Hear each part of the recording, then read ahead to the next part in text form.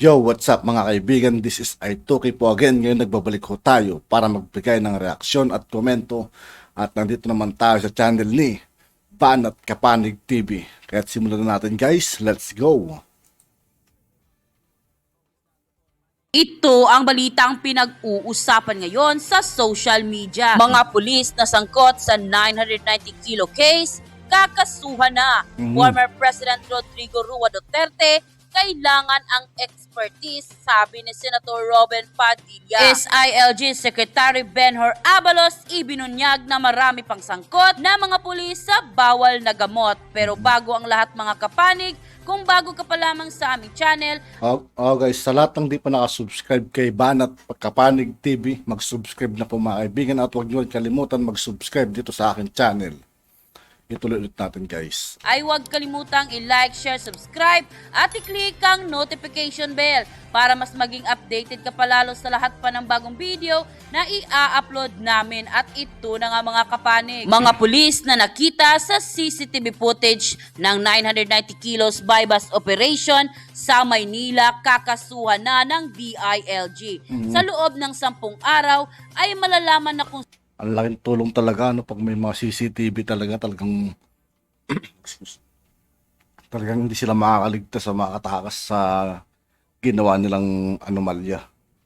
sino-sino ang mga ito. Kasong kriminal at administratibo ang posibleng kakaharapin ng mga pulis na nakuhaan ng CCTV nang isinagawa ang kontrobersya na operasyon na kung saan kung mapapatunayan na sila ay may pagkakamali at maaari silang makulong at matanggal sa serbisyo. Ayon kay DILG Secretary Benhur Abalos, bumuo siya ng task force na mag-imbestiga sa kontrobersyang drug operation sa Maynila noong Oktubre. Si Napolcom Vice Chair Alberto Bernardo ang namumuno dito. Matatandaang noong Abril sinabi ng kalihim na nagkaroon ng massive cover-up sa operasyon na kung saan nakita sa video na inaresto at pinakawalan si Police Master Sergeant Rodolfo Mayo Jr. Nakita din ang pagpupuslit ng bawal na gamot ng ilang mga pulis sa pamamagitan ng Grabe, kitang-kita pala Wala, hindi sila makatakas dito. sakay nito sa likuran ng mga sasakyan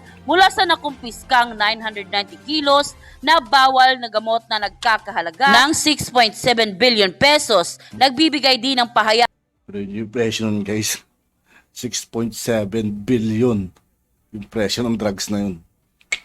Grabe. si dating PD Director Police Brigadier General Narciso Domingo na may basbas naman ni dating PNP Chief General Rodolfo Azurin Jr.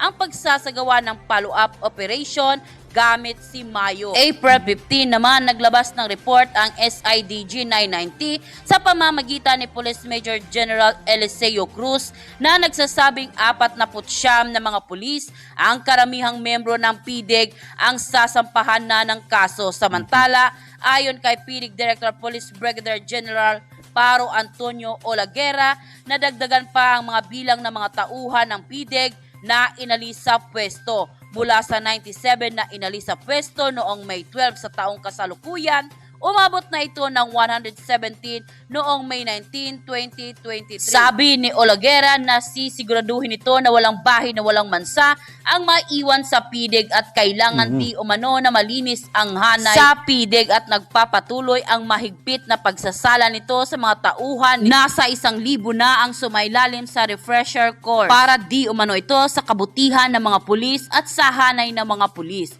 Pabor din si General Olaguera sa plano ni General Acorda Jr. na i-deploy ang ilang tauhan ng Special Action Force o SAF sa drug unit ng PNP. Kung sakaling ilagay ang mga tauhan ng SAF sa PDEG, ay isa sa ilalim di umano ang mga ito sa 2 linggong retraining. Ayon kay SAF Director Police Major General Rudolph Dimas, hindi expertise ng kanilang hanay ang operasyon laban sa bawal na gamot. Maaari lamang silang tumulong bilang tactical support team. Maapektuhan din anya ang kanilang operasyon dahil mababawasan ang kanilang pwersa. Gayunpaman, hihintayin pa rin anya na magiging resulta ng konsultasyon kaugnay dito upang malaman ang pros and cons nito. Samantalang Senator Robin Padilla, sinabing kailangan natin ang expertise ni dating Pangulong Rodrigo Roa Duterte pagdating sa law and order at nakausap ng senador si dating Pangulong Duterte. Ngunit sagot nito sa kanya. Pero nyo guys, kahit wala na sa pagka-presidente yung dati nating mahal na Pangulo, talagang kailangan pa rin talaga siya. Kasi pagdating sa mga ganyan, sabihin natin napakagaling niya pagdating sa mga ganyang case. Hindi retired na ako. Dagdag pa ng senador, napakalaking tulong sana ng dating Pangulo kung tatanggapin ito ang pagiging drug czar ng bansa. Ayon naman kay Secretary Benhur Abalos Sigurado maraming titiklop dyan. na 2 colonel na pinagsumiti ng resignation letter ay posibleng kasama sa videotape ng 9 at dadaan sa pre-charge ng NAPOLCOM dahil sa ma-involvement nito sa bawal na gamot. Sa pre-charge na gagawin ng NAPOLCOM, maraming mai-involve o kasangkot na nasa tape. Nang lumabas ang balitang ito ay hindi naman mapigilan ng marami sa ating mga kababayan ang mabigay ng kanilang hinaing at komento sa mundo ng social media at ayon pa sa kanila, sana makasuhan lahat at mabigyan ng karampatang kaparusahan. Dapat may death penalty na Oo, dapat talaga ang parasan yung mga yan. Pero death penalty, tapos death penalty pa. Para kahit paano hindi sila pamarisan guys, sa totoo lang. Kasi kung tutusin na sa serbisyo na sila, bakit kailangan pa nilang gumawa ng mga ganyang klaseng anomalya, di ba? Hindi ba sila satisfied sa mga sinasahod nila? Na halos pinalaki na ng dati nating Pangulo, yung sahod ng mga pulis. magkangipin ang batas. Kasi kaulit-ulit lang ito, madagdagan ng mga preso na sumisira sa ating bansa. Si Tatay Digong ang magaling na presidente, may isang salita at paninindigan at higit sa lahat matapang. Kawawa ang mga personnel ng PDEG na tunay na nagtatrabaho. May ilan sa kanila na ipit dahil sa mga superiors nila. May ilan ding naipit dahil sa kawalang pakialam ng superiors at may ilan namang nagpapahawak sa mga personal na interes ng kanilang superiors. Ang iba ay nasa NHQIA, hinahayaang dumiskarte ang mga personnel tas credit grab pag may accomplishment. Pero pag may sabit, kunwari ba't di nyo sinusunod ang procedures, etc. End quote. Pagiging gun for hire at magplano ng pagpatay sa tao, gusto ko na pong ibalik ang parusang kamatayan. Tama. Napakasarap pakinggan. Tama.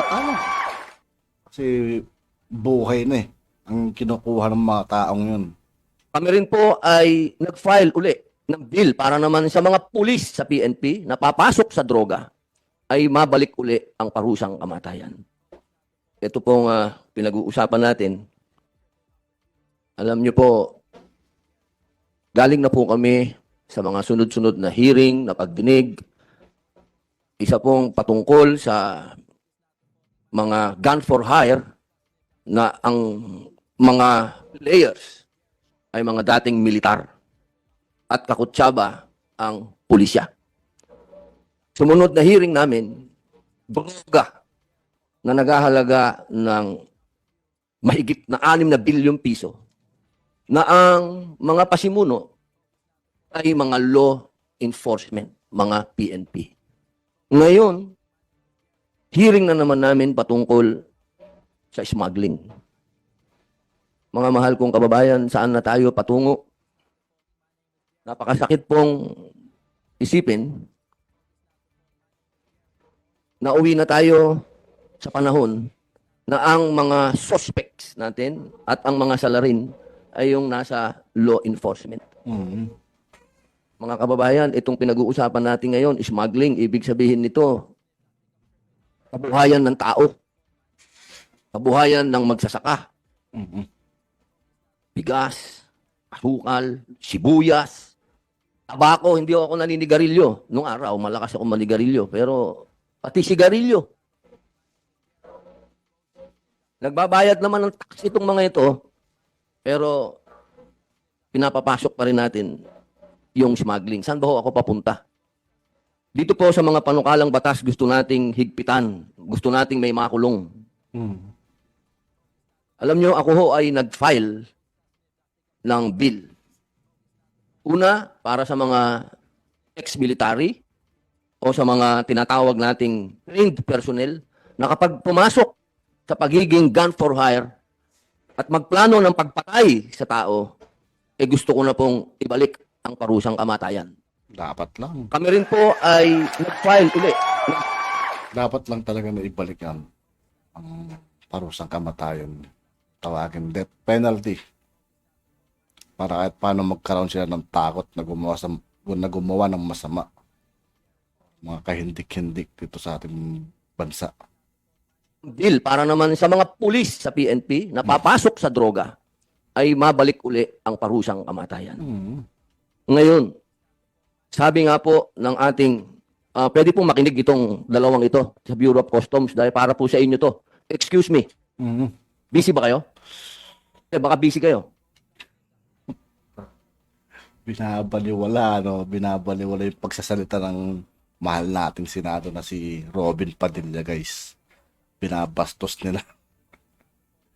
Diretso rin magsalita yan. Prangka rin yan, mga kaibigan. Yung idol natin na yan. Para sa inyo itong sinasabi ko eh. Pwede ba kayo makinig? Di ba sa Bureau of Customs kayo? Di ba kayo nahiya? Makakaramdam na ng galit ang ating mahal na Senador Robin Padilla. Smuggling tong pinag-uusapan natin. Makinig kayo.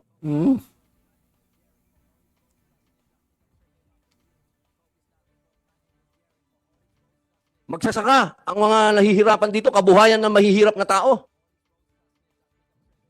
Agricultural country tayo. Sinatabit nating agricultural country tayo pero nag-i-import tayo. Hindi ba nakakahiya yun?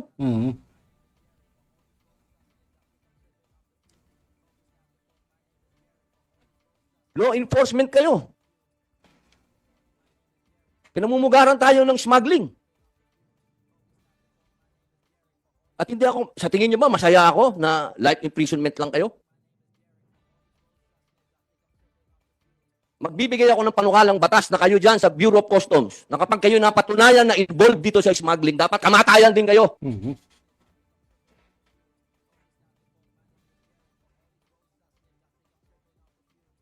Mga mahal kong kababayan, asan ba tayo papunta? Saan ba natin gusto pumunta? At ito na nga mga kapanig, ano na ang masasabi nyo? Grabe, nagalit ang ating mahal na Senador na Robin Padilla. Talagang diretso rin siya magsalita. At yun nga po mga kaibigan, dito po nagtatapos ang ating reaction video. Muli, ako po si I2K ng Sundalong Donggalo at 811. Maraming salamat sa patuloy na pagsuporta. Yeah, peace out.